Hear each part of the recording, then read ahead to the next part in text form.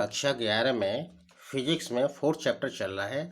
इसमें चल रहा है हमारा वेक्टरों का जोड़ना घटाना। अब बता रहा हूं मैं वेक्टरों का गुणन, मल्टीप्लिकेशन ऑफ वेक्टर्स।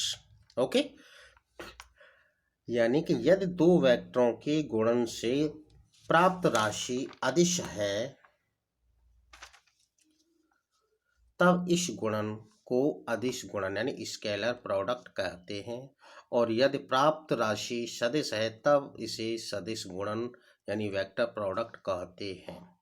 यदि दो वेक्टरों वेक्टर ए व वेक्टर बी यदि दो वेक्टर ए व वेक्टर बी हों तो इसके स्केलर गुणन को वेक्टर ए डॉट बी यानी vector A dot D U T, ये डॉट लगा हुआ है, डॉट बी, ए इंटू बी नहीं पढ़ेंगे, ए डॉट बी लिखते हैं, तथा वेक्टर गुणन को vector A cross vector B, ये क्रॉस गुणा का चिन्ह है, क्रॉस यानी vector A cross vector B लिखते हैं। अतः अदिश गुणन को डॉट प्रोडक्ट तथा वेक्टर गुणन को क्रॉस प्रोडक्ट कहते हैं। अंडरस्टैंड। अब दो वेक्टरों का अदिश गुणन, दो वेक्टरों का अदिश गुणन, इसकी डेफिनेशन है, दो वेक्टर ए और बी हैं तो दो वेक्टरों, हमें वेक्टर ए का वेक्टर बी से गुणा करना है और इनके बीच में कोण है थीटा। तो दो वेक्टरों का अदिश गुणनफल उन वेक्टरों के परिमाणों तथा उनके बीच बने कोण की कॉज्या मीन्स कोसाइन के गुणनफल के बराबर होता है। ये वेक्टर ए व बी हैं और इनके बीच कोण थीटा है, तो vector A dot vector B बराबर ए बी कॉस थीटा। इस फॉर्मूले से हम डेफिनेशन याद रख सकते हैं। दो वेक्टरों का अदिश गुणनफल उन वेक्टरों के परिमाणों यानी ए और बी तथा उनके बीच बने कोण की कॉज्या के गुणनफल के बराबर होता है, जहां ए व बी क्रमशः वेक्टर ए व वेक्टर बी के परिमाण है यानी कि आंकिक मान है, मैग्नीट्यूड है, और B cos theta vector B का वेक्टर ए की दिशा में घटक है। इस वेक्टर बी का इस वेक्टर ए की दिशा में घटक है यानी कि B cos theta. For example के हिसाब से हम कैसे समझेंगे दो वेक्टरों का गुणनफल। ये हमारा कोई क्षैतिज तल है, इस क्षैतिज तल पर कोई पिंड रखा हुआ है, इस पिंड पर बल F लगाया जाता है, बल F लगाने पर इसमें विस्थापन S हो जाता है, यानी बल लगाकर ये पिंड यहाँ से यहाँ पर आ गया, S विस्थापित हो गया।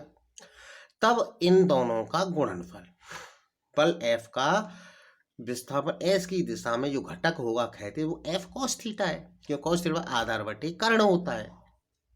तो लिखा है मैंने, माना किसी पिंड पर क्षैतिज से थीटा कोण बनाते हुए बल F लगाया जाता है, तब पिंड में विस्थापन S हो, तब बल द्वारा किया गया कार्य W बराबर F cos theta into S या F S cos थीटा। समीकरण 1, क्योंकि F cos थीटा विस्थापन की दिशा में बल वेक्टर F का घटक है, F वेक्टर चूंकि वेक्टर F डॉट S जो अदिश गुणन की परिभाषा से भी बताया है, एफ एस कॉस थीटा होगा। समीकरण 2, समीकरण 1 और 2 की हम तुलना जब तुलना करेंगे तो ये दोनों बराबर राशि हैं, तो this is equal to this, यानी कि W बराबर F dot S vector F dot vector है। दो वेक्टरों के अदिश गुणन से प्राप्त राशि कैसी है, अदिश, यानी जो कार्य है वह अदिश राशि है। तो कहने का मतलब है कि दो वेक्टरों के गुणन से प्राप्त राशि हमारी अदिश भी हो सकती है और सदिश भी हो सकती है। अदिश गुणनफल के गुण। पहला, दो वेक्टरों का अदिश गुणनफल धनात्मक, ऋणात्मक, नेगेटिव, धनात्मक, जीरो, ऋणात्मक, पॉजिटिव, जीरो, नेगेटिव हो सकता है। कब?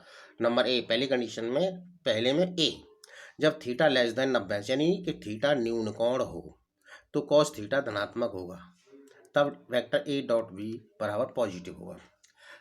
नंबर बी, जब थीटा बराबर 90 अंश है तब कॉस थीटा शून्य होगा, तब कॉस थीटा शून्य है, तब vector A dot vector B बराबर 0 होगा। नंबर 3, जब थीटा ग्रेटर देन 0 यानी अधिक कोण है तो कॉस थीटा ऋणात्मक, तब vector A dot vector B ऋणात्मक होता है, ठीक है ना, नेगेटिव। नंबर 2, अदिश गुणनफल क्रम विनिमेय होता है। दूसरा गुण है अदिश गुणनफल क्रम विनिमेय, यानी vector A dot vector B बराबर, हम इसको लिख सकते हैं vector B dot vector A. कैसे होता है? हम जानते हैं कि दो वेक्टरों का गुणनफल ये है, यानी कि वेक्टर ए और बी का गुणा करें तो ये। और अगर हम कर देंगे ना, हम तो बी को ए में करेंगे, ए का बी में नहीं, बी का ए में करेंगे, ऐसे करेंगे तो हमारा ये कोण बनेगा 360 माइनस थीटा, क्योंकि इन दोनों के बीच में कोण थीटा है। ये पूरा कोण हो जाएगा 360 माइनस थीटा, इसको घटा देंगे, ये बचेगा। तो vector B dot vector A बराबर बी कॉस 360 माइनस थीटा, और कॉस 360 माइनस थीटा बराबर होता है कॉस थीटा का फॉर्मूला। ये समीकरण 2। समीकरण 1 और 2 से दोनों की वैल्यू बराबर है, तो vector A dot vector B बराबर vector B dot vector A, तो बात हमारी सिद्ध हो गई। ठीक है, तो इसका मतलब है कि अदिश गुणनफल कैसा होता है, क्रम विनिमय होता है। नंबर 3, अदिश गुणनफल वितरित होता है, अर्थात vector A dot vector B plus C बराबर ए का डॉट गुणा करेंगे तो A dot vector B plus vector A dot vector C. ठीक है, ये वितरित होता है। दो परस्पर लंबवत, चौथा है दो परस्पर लंबवत वेक्टरों का अदिश गुणनफल शून्य होता है। ये लंबवत वेक्टर हैं ए और बी, 90 अंश का कोण है, तो इनका जो गुणनफल होगा वो 0, क्योंकि vector A dot vector B बराबर ए बी कॉस थीटा, जहाँ थीटा 90 अंश है तो 90 अंश लगाएंगे, कॉस 90 का मान 0, इसलिए vector A dot vector B बराबर 0। अंडरस्टैंड, तो ये हमें याद रखना है आपको। नंबर 5, दो समांतर वेक्टरों का अदिश गुणनफल उनके परिमाणों के गुणनफल के बराबर होता है। समांतर वेक्टर है तो इनके बीच का कोण 0 है, तो vector A dot vector B बराबर ए बी, क्योंकि कॉस 0 का मान होता है हमारा कॉस 0 का मान होता है हमारा 1, सॉरी कॉस 0 का मान 1, इसलिए ए बी। जब कोण थीटा बराबर 180 अंश हो तब vector A dot vector B बराबर माइनस ए बी, क्योंकि कॉस 180 अंश का मान -1 होता है। नंबर 6वां, किसी वेक्टर का उसी वेक्टर से अदिश गुणनफल उस वेक्टर के परिमाण के वर्ग के बराबर होता है। अर्थात अगर ए वेक्टर है कोई और उसका उसी के साथ अदिश गुणा करें, यानी डॉट प्रोडक्ट करें, तो ए कॉस 0 1, इन दोनों के बीच में कोण 0, तो vector A dot vector A बराबर ए स्क्वायर, क्योंकि कॉस 0 का मान हो गया 1। एकांक लंब कोणीय वेक्टरों आई कैप जे कैप के अदिश गुणनफलों में निम्नलिखित संबंध होता है। अर्थात ए और बी दो फॉर्मूले हैं, आई डॉट जे बराबर जे डॉट के बराबर के डॉट आई, सबका मान 0।